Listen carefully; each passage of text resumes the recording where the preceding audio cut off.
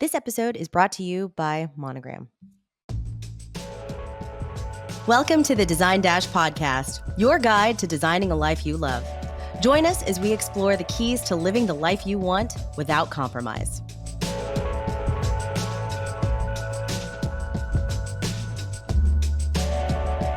Hi, everyone. Welcome to the Design Dash podcast, your guide for designing a life and a business that you love.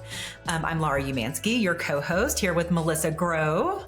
Hello, and today we are here with the lovely Kate O'Hara. So we're so excited to have her here. Kate is the CEO and creative director of O'Hara Interiors, a full-service interior design firm with studios in Austin and Dallas, so Texas, and Minneapolis, Minnesota.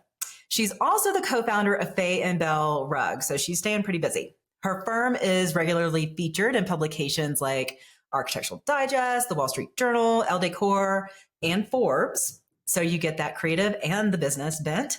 And she's been recognized as a Texas Woman of Influence by Austin Business Journal, a digital influencer by Women's Way, and one of the 32 under 32 in advertising and marketing by the Ad Fed of Minnesota. In addition to all of these accomplishments, which are amazing in business leadership, she's also a sought-after speaker, a Krav Maga practitioner, and an avid reader and a sailor. So, I mean, could you be more well-rounded? Thank you for joining us. Well, thank you for having me. I'm really happy to be here, and it's always fun to hang out with you too. Yeah, and so I think we first met years ago speaking on the big stage at High Point. We met on the stage at High Point Theater. Yeah. Yes. And friendship was born. Can't even tell you what we talked about, but I remember being nervous because I'd never been on the big stage there, like plenty of panels and things. But do you remember? That was a first for me too. Oh, absolutely. Yeah. And I remember that. But I remember being so relieved at how articulate and thoughtful you were, because I was like, okay, if I don't have an answer, I can just punt it right over the bar. Oh God. You're like, I don't know who this chick is, but she's either going to drag me down or like we're in this together. I don't know. We were kind of just like, we hadn't really met. We were on this thing together, and it was really fun though, because I realized really quickly how similar our approaches were to business. And so there was a lot of like, oh, us too, or yeah, we've tried that, or and that. It was validating in a totally public forum to discover that we're doing things similarly. I know. I agree. I was so pleasantly surprised that there was someone that was doing this so similarly to us. Mm-hmm. And I think like we both have larger firms. Like yours is even larger than ours. You've got 3 locations and we're in 2 different cities.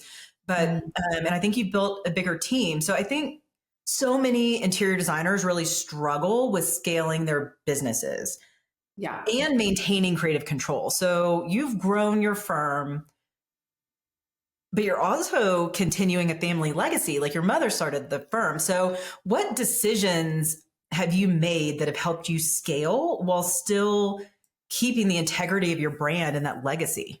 Mm-hmm. That's a great question. I think that for us, or for me specifically, the business was founded by my mom, and she had a pretty strong perspective in design. She's from the South, but was living in the North, and really wanted to bring that sense of kind of Southern hospitality to any design that she did. But she also really wanted to stay versatile in the type of design that she delivered to her clients. So her goal was to bring Southern warmth to any aesthetic, was really what it came down to. And she imbued that in the designers that were working with her. And as I think is true of a lot of design entrepreneurs, found herself doing less and less design directly with clients, she wound up relying on me a bit to help ensure, I think, the consistency of design in a way that she hadn't planned on. And it was through marketing, because every photo shoot, every project we would choose to photograph became a conversation about why we're choosing to document this project versus another project. And it wasn't always because it was the most like wonderful client to work with because they're wonderful clients whose projects we might not shoot for one reason or another. It Mhm. wasn't because it was the biggest project. There are huge projects that we don't shoot and wouldn't even ask because it wouldn't make sense for the client for us even to ask. And so that started a conversation about design perspective that from a really different angle that made it, I think, a lot easier for everyone on our team to feel like both a part of the conversation, like they have a lot of autonomy in what they're doing on their projects, but they also have a clear awareness of what the brand is. But Mm. and I talk about brand because that was the conversation back then when we were talking about marketing. But what it really started to come to is what's our perspective? What are we trying to bring to the world of design and to our clients? And what perspective are we trying to share with them? And how can we take their perspectives and transform them? So that became a real talking point for us. And it made it a lot easier, I think, because no one felt attacked or as though their design wasn't right. It was more Mhm. just that, hey, we as a team have present this perspective, and there are some projects that will reflect that better than others. And I think every designer, to some degree, has that. Decision making process. They just might not have quite as many people in the room making decisions about which projects to shoot. I think that's a really interesting approach. I actually hadn't thought about it in that way. Like when I was thinking of asking this question, in my mind, I'm like, we're going to talk about process and the documentation that had to happen around process to scale and still impart this design perspective to our team. But thinking about it from just like an overall brand is really interesting. I think Hmm. that makes Melissa, that's just like, I don't know, you probably already knew this because this is what you Yeah, do all well, day, I but mean, that's just like, I always struggle with the photography thing because as the one in charge of marketing, I want to shoot every single project that we do. and But I don't. if we were to do that and put every single project on the portfolio, what kind of message are we sending, right? What kind of perspective is there when, especially we're client centric, so we don't have a particular design style that we adhere to. It ends up looking messy. So I think you do Like a have to little schizophrenic, right? Because we're all over the place. exactly. Yeah. It really can, and I think especially when like both of our firms, you do client centric design. You find yourself doing projects of wildly varying locations, architectural styles, interior furnishing styles, art changes. Priorities change. We have clients with really varying priorities as we work with them, and so finding a way to reflect that we work on that our perspective is to take our clients best selves and bring it to life in home um, is needs to be reflected in a dynamic and versatile portfolio of work, but there also needs to be a clear common thread because our clients are coming to us not just because we can do anything, but because we bring something specific as well. So it's really, really important for us to understand what that thing is that we bring. It's easy, and I think it's a trap that some designers fall into to just say, "Well, we design for anyone. We design for any client," Mhm. because then you're actually giving away some of your agency as a designer and creative to say that I have a perspective that I'm bringing to the design that is unique and a big part of why you're hiring me. It's not just because I have a great process and buying power. It's because we actually have a very specific set of skills and artistic perspectives. So that's become that's always been a part of conversation, and it seems to only be growing as we grow because we need to make sure that every client has the most personalized experience possible. And while we are a larger firm, we really do try to keep a pretty tight design team because that helps achieve kind of a cohesive vision. Absolutely. And it's dynamic too, right? I mean, I'm sure you've been in business for such a long time. We've been in business for such a long time. That perspective changes. And I know that we have those discussions at a very, very high level, but it's still, I mean, we're involving people in design, we're involving people in admin, because I think that perspective does touch every single department. Do you also work similarly? Because I know you're fairly large with your team. What does that buy-in look like when you're just like, okay, this is who we are now? Yeah. I mean, it changes. We have, we've got internally, we have a brand book, and the brand Mhm. book is more than just who is our brand, but who is our client and what do they prioritize. Um, and again, we work with so many different clients, but we do know who we tend to attract and who tends to be that really perfect fit for our services. And to say that that doesn't exist, I think it misses the point sometimes of being a designer. Um, and so that helps because when we know we're here first and foremost to be creative and to be here for our clients, then the conversation, what no matter which department we're talking to, whether it's a financial conversation, a marketing conversation, an operational conversation, or a creative design conversation, we know that we are talking from, first and foremost, what are we delivering to our client? Are we giving them what, have we represented ourselves well in setting up expectations? Have we represented ourselves well in executing, and in the design itself? Have we appropriately represented who we are as designers? So it that eases the conversation because I think we're all kind of on that same page. It helps a lot that our team is structured in a way that promotes collaboration, and really promotes a sense of team rather than, just everyone off doing their own thing. That would be a very different business than who we are. And so I'm really curious how you manage this collaborative team because we're doing the same thing. Mhm. When you have multiple locations, how are you like, what does the rhythm of that communication look like for you guys? Is it really structured? I mean, I'm assuming it has to be, right? Just to keep everyone rowing in the same direction. It's yes, it is structured, and there's a lot of kind of push and pull. There's healthy tension in that. By which I mean, we have some team members who are out there saying, yes, yes, yes, and making connections, to find opportunities and figure out what we might want to explore next.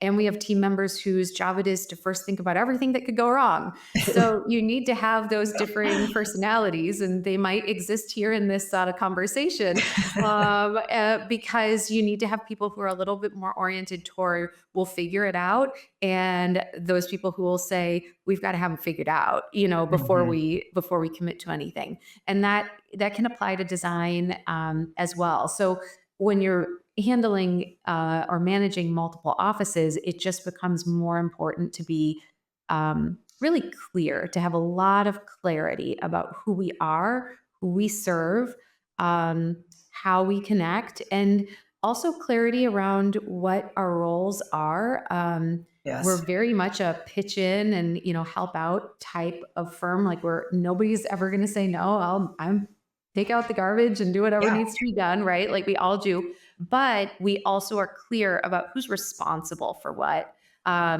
so that everything can flow as seamlessly as possible. And that doesn't come without growing pains. I mean, truly, that requires a real maturity of team members, Mm. because it requires a lot of communication and a willingness to say, what happened here? Like we seem to have a breakdown without immediately jumping to finger pointing. And I've just been incredibly fortunate that I'm surrounded by team members who really respect and appreciate each other and who always assume the best of each other rather than assuming the worst intentions, because there's probably not a week that goes by that something goofy doesn't happen here or there. I mean like things are chaotic, but we've got 30 people, of course there are going to be Yeah. odd communications or miscommunications, or someone assumes someone knows something else, and we just have learned to treat each of those as, we solve problems, we address patterns. And when we have a pattern of problems, that's when a process might need to be refined or developed. And since we all kind of think that way, we just, I guess, adopt a culture of evolving and improvement. I think that's incredibly helpful. Hmm. I mean, that's a very intentional way of operating. And yes, it's maturity of the team, but it's also maturity of the firm. So processes and problems and all of that over time, right? Mhm. I think, Yeah. Yeah, and process so, is relatively new. The firm has been around for over 30 years because it was founded when I was just a kid. right. And the the firm was not originally a heavily process driven No, we never firm. It are was, we? We start, we're just kind of like, what? Just go, go, go, go, yeah, go when you start. find And those so then clients, do that processes. design, push that limit, see how you can Yeah. grow. And then at some point you're like, oh gosh, we need to have Yeah. like Oh, systems it's in more place. than just like me and a handful of people. We probably need to have some things in place. Yeah, this could go badly if people don't understand like what the next step is in this situation every single time. Yeah, so it does. Some of this evolves organically, but organic doesn't mean that it can't also be intentional. You Right. can wait for things to be appropriate to evolve and still make sure that they're happening. Hmm. And so you're approaching this, like, I know that your mother started the firm and then you've Mhm. come in over time and you're approaching this maybe from a little bit of a different background from some of our listeners. So can you talk a little bit about like where you started, how you're coming into the firm, and then how it's evolved over time for you? Yeah, I mean it's become a legacy, right? I'm a second generation now. So the legacy began even before my mom and with her grandparents who Mm. owned a little hotel in the small town where she grew up in Tennessee. And she would help her grandmother set all the rooms and prepare them for guests. And she I loves telling the story of how her grandmother only had maybe 5 or 6 outfits, but they were top to bottom, right? She was a very minimalist fashionista. And so, and I think that my mom internalized that even as she was going off to college and getting her accounting degree. Oh, So wow. she was accounting and business oriented, but she'd had this um, upbringing that really prioritized environment and hosting. Mm. And when her career path kind of and life took her and my father to be moving from one house to the next, she found a real passion in working on every home that they moved to. And Mhm. she'd always known she'd wanted to start her own business. And design just was a very natural evolution of all of these things coming to pass. So she started from that perspective. So it never occurred to me that I would require or demand a design degree to step into this role because she hadn't. So my degree is in all sorts of other things, and I stepped into a sort of creative role within the business, but not as a designer.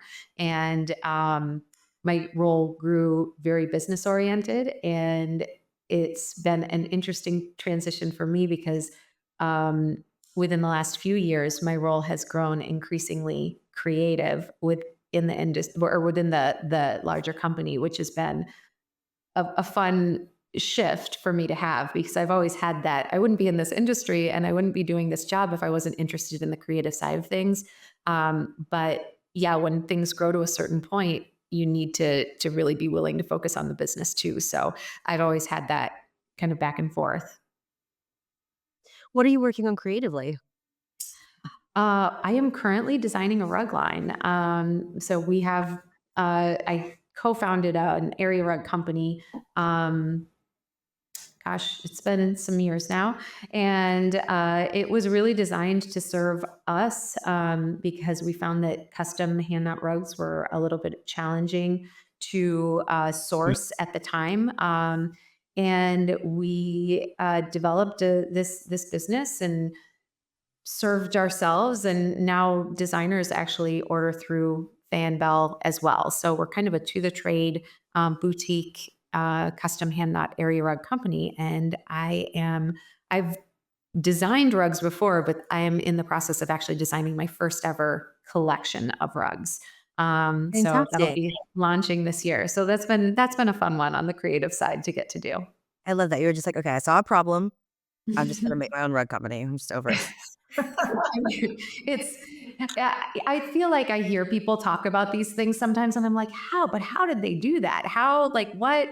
And sometimes things. It's not that it's simple. It's not that it's easy, but it's amazing how um, when the problem is inconveniencing or worse enough, how quickly the actual solution that in any other time would seem just like mysterious and impossible sort of becomes the easier action. So yeah, we did a little traveling, found some sources, and we get to design and manufacture beautiful rugs with great people.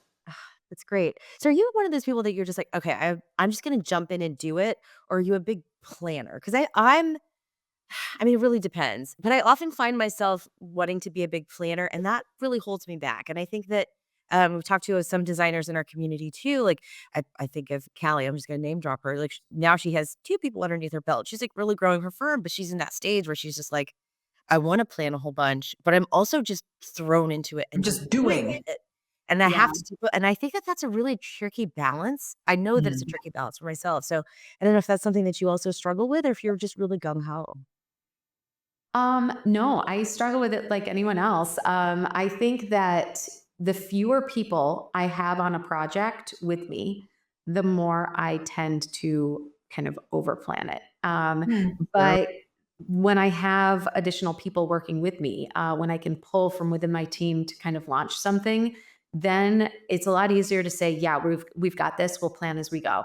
We'll Hmm. create kind of an overall vision and we'll plan as we go. Because again, it's just a testament to the people I get to work with. They're so good that I know if I've got a couple of them with me, we can do it. Whatever it happens to be, we can do it. But if I'm on my own, then I'm like, okay, let's disaster plan. Let's figure out every single thing. But I have a little bit of both in me. And so I find myself, my team has heard me kind of chuckle sometimes when I hear somebody who just is like, we got to do this thing. We got to go. They're the go for it person. And then we have the planner person. And I can see them not butting heads, but like definitely asking each other questions or like insisting on things that are very uncomfortable to each other. And I'm thinking, this sounds like my brain half the time. So have look of those. So I can laugh along because I'm like, yeah, that sounds like me. We'd like to thank our good friends at Monogram Appliances. We've partnered with Monogram for over a decade with our design firm, Laura U Design Collective, and we're so happy to partner with them in producing the Design Dash podcast.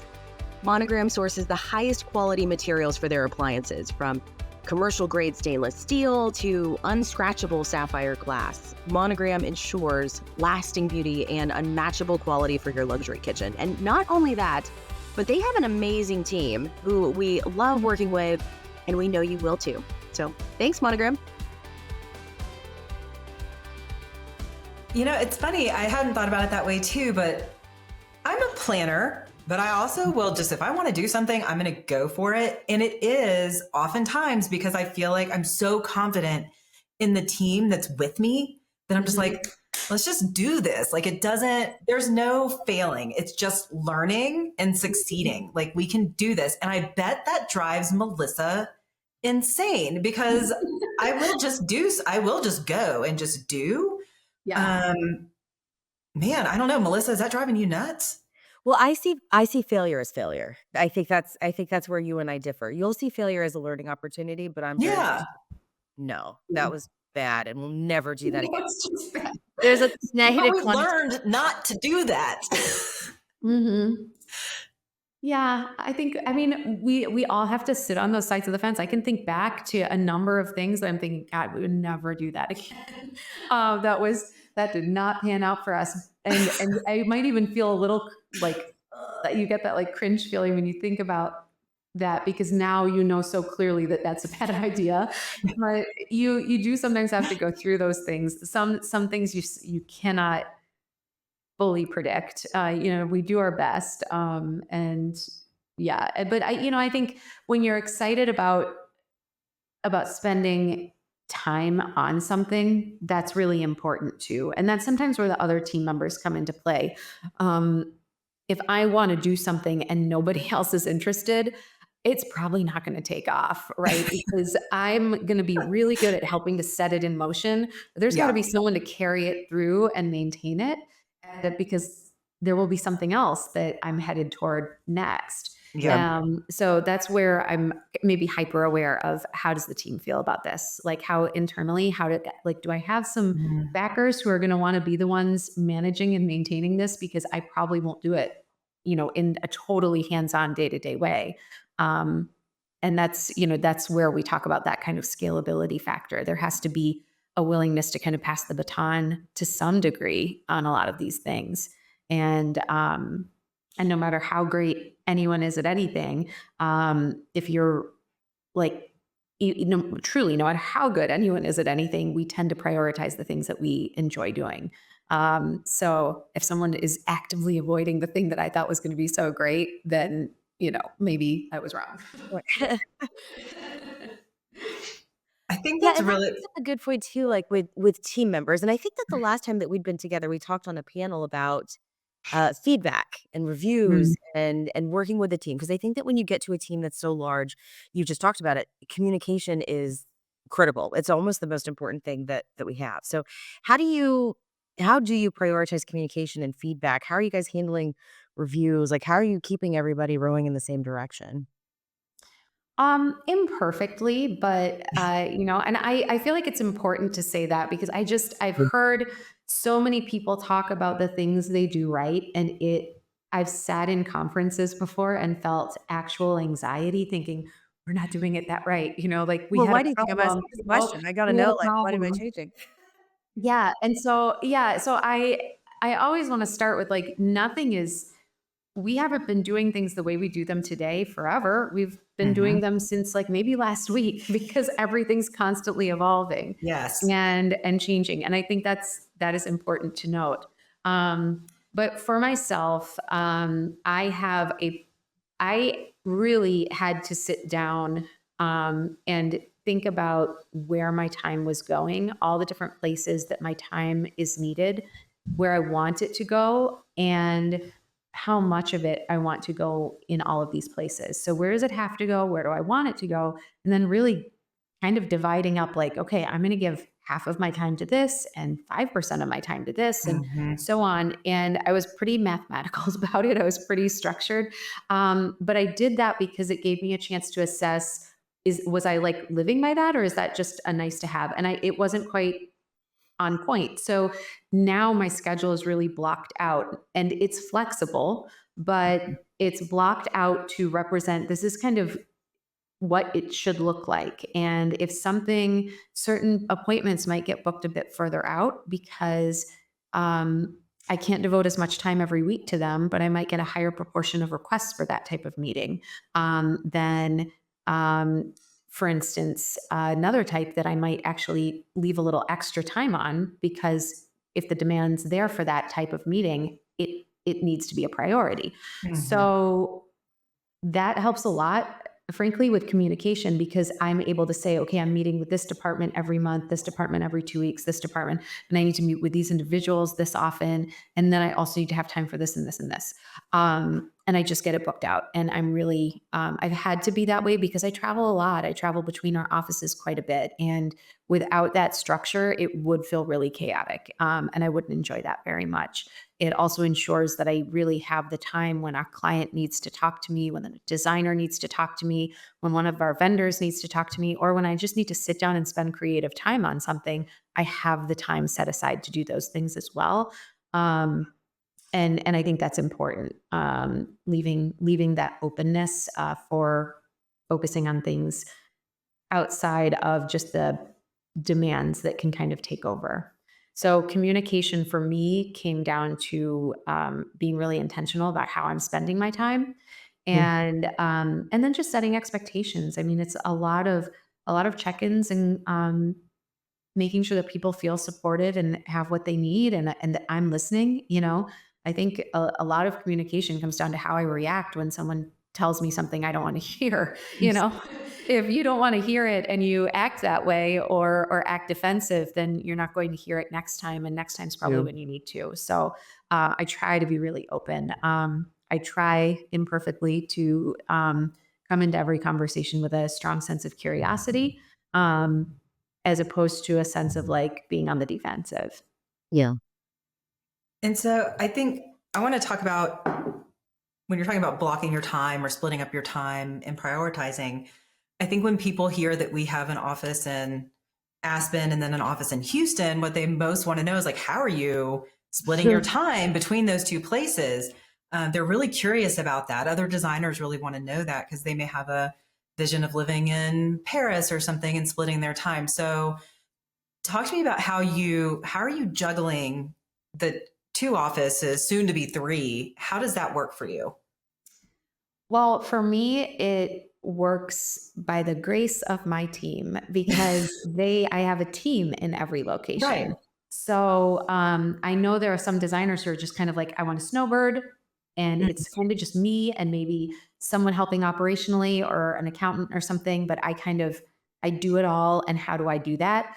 I don't have a perfect answer for that because that's not how we work. My designers and I aren't just moving seasonally back and forth and working with clients by the season. I would imagine how that would need to work is by establishing really clear schedules for when you'll be where and when you're doing what type of work can be done remotely versus what has to be done in person, how frequently you'll be scheduling two offices when you're located in one versus another so that you can meet with clients, or taking clients on a total wait list and making it incredibly seasonal. So I'm sure there are a few ways you could do it. I can imagine them, but that's not quite how we work. We are all year round and very present in the cities where we claim to be. And we're not just claiming to be there, where we say we are, we are. We also though are working on client projects all over the world. And so someone in Austin might be traveling to Cabo for a furniture installation while someone in Minnesota is heading to Seattle and someone in Dallas is going to New York.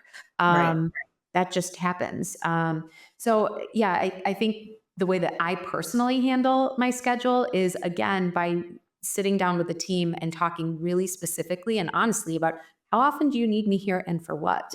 And then I listen to that. And then I also decide how often I think I need to be places. And we kind of negotiate that. It really hasn't been at all an issue. Because we talk about it, we talk about it very specifically, and we have meetings really to plan the year out.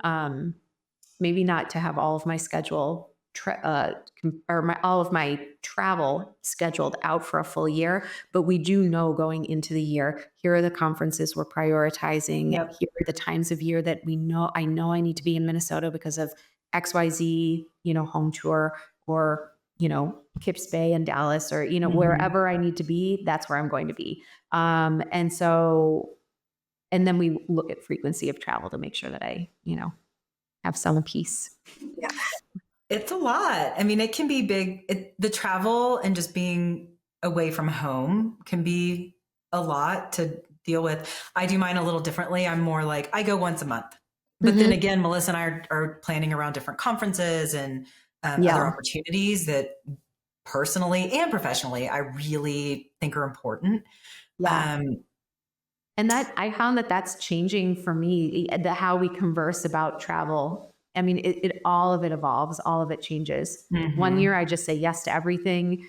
And the next year I say, okay, I can handle this many trips per month. And that was much. That was a little much. So, it's, I think what really matters whether you're trying to grow or you're just trying to, live your best life as a designer at whatever size you are, is just really being willing to sit down and say, here's what I want, and figure out how to marry those things, in terms of what you want for your personal life, for your schedule, for your professional life, and so on. If you're not stopping to think about those things, you probably aren't going to just stumble into them. They usually take a little intentionality. Yes. We had this conversation this morning. We asked a question, like, how many of you are planning? And this was with our community. And I guess it's not that surprising that designers that own their own firms, they're so busy that they feel like they can't take time to look a year out or 3 years out or however far. But I think it's so important. So Mhm. yeah, Yeah. I think because we have a bigger team, we have the benefit of being able to take a step back with the leadership team and spend those 2 days or however long, one day, doing annual planning and saying, this is what I want Mhm. for the firm for this year, but also personally planning as well. I'm also just a weird Yeah. planner. Well, I think if you can go into a year sort of saying, I know I want to go on these vacations. I know I want to set some time aside, a couple of times a year to really think bigger picture in a really intentional way. You, if you plan ahead, you can carve it out. What's difficult, what I find to be incredibly difficult is when things become reactionary, when Oh I'm my gosh. reacting to Yes. everything going on. That's when you feel your busiest and most stressed out. And that's also when you're probably your least effective. So if you can kind of be a little more proactive in thinking about things, it can really de-escalate some of the stress that feels inescapable when you're just reacting to the things of the everyday and every week. Well, Um, but easier said than done, and it's a habit I think born of um, practice, and I think for me, increasingly carving out that. Kind of creative space and that non-scheduled time, actually Mm. blocking out time for non-scheduled time Yes. is really, really been important for me. And I think that it would probably need to be a part of any creative's Mhm. day, and probably it's probably just a human need as well. I agree Absolutely. 100%. You can't be creative when you're in back-to-back meetings all day long Mm-mm. and just reacting to things, and I used to be very much against scheduling that me time and that personal time, just saying, like, Mhm. "Of course, like, it matters to me and I'll do it," but then it didn't get done, and so I think you have to schedule that time just as, intensely as you would your professional life where it's just gonna slip away. Yeah. I Well, and agree. if you schedule it, you can also schedule it in the sense that, there's certain times of day when it's going to be more beneficial to you, right? Maybe you're a Right. morning person, maybe you're not. And having things, blocking your day out for yourself, I think I mean, I would encourage anyone to do that. And I've noticed some of my team members, blocking out that kind of Yeah. focus time or whatever they want to call it in their schedules. And I love that they're doing that. And it happens at different times of day, different days of the week for different people, just based on how they tend to flow. Yeah, we do the same thing. And then we also encourage our team to take a clarity break, which is maybe what you are referring to as focus time, but Mhm. it's less frequent. It's maybe a once a month full day. I'm unplugging and I'm doing nothing but like creative work or Mhm. planning and getting ahead of things. Anything that's making me sit in this reactive state, I'm going to get ahead of it in this clarity break. And I think that's been really helpful, but we also have to force people sometimes to take that time. Well, Well, it's tricky when you're in the rhythm of doing, you're so aware of the list of things that needs to be done, that it can be difficult to say, today I'm not going to do those things that need to be done. We do these other things that need to be done that feel less urgent, that will make my life a lot easier down the road, but Urgent but important, or Mhm. not urgent but important. Yeah, less urgent, but maybe more impactful. And Yes. yeah, I think that everybody runs into that, everyone. But what can you do? We just do our best, right? So what's coming up for you? What are you excited about? What travel or conferences or personal or professional things? What's next? Oh gosh, there's kind of a lot. There's a lot happening this year already. Oh, we're opening an office in Dallas, so I'm pretty excited about that. And we're already talking about Spring High Point and about three other Yay. conferences that'll be going on this year, that we're kind of gearing up for. I'm excited to. Last year, I really had an opportunity to go to some conferences that I hadn't been to in a while, and I find conference sounds like a very businessy and boring sort of term, but when we're talking about design conferences, Yeah. they're not. They're so much fun, and they um, just take me out of the usual routine and really yeah. create some room to just think a little bit more broadly. Mhm. So there are a few conferences that will be new to me, or it'll feel new to me because it's been so long, that I'm pretty excited about going to. And of course, this rug collection. I owe quite a few sketches to the Faye and Belle team in about 2 days. So I'm not at all worried about that. That's amazing. I love it. So what are these conferences that you haven't been to in a while? I have to know. I am excited to head to Legends this year. Oh, yeah. And I also anticipate going to I think I don't like I'm a little nervous about saying them because I might not wind up there, but what are you gonna do? I think I will be able to go to the luxury design summit this year, and then there's also I think there's a conference in New York I might be heading to toward the end of the year. So those are the ones that are at the top of mind for myself. But I mean, there's so many opportunities, and that's why I'm like, you have to narrow it down. You can't do everything, right? So I'm being intentional, but it is wild. Even when I'm being really choosy about where I'm going to go, it's hard to say no when I see, oh gosh, that designer is going to be there. I want to hear what they have to say, or see what this lines collection is going to look like in person, touch and feel everything. So I'll be doing probably a good little bit of traveling this year, but I think it'll be just paced, which last year the pace was a little overwrought. This year will be a little bit more reasonably paced, even if I am traveling a lot. I like it. You're putting it out to the universe. It is reasonably paced. Reasonably paced, yes. Melissa, anything before we wrap up?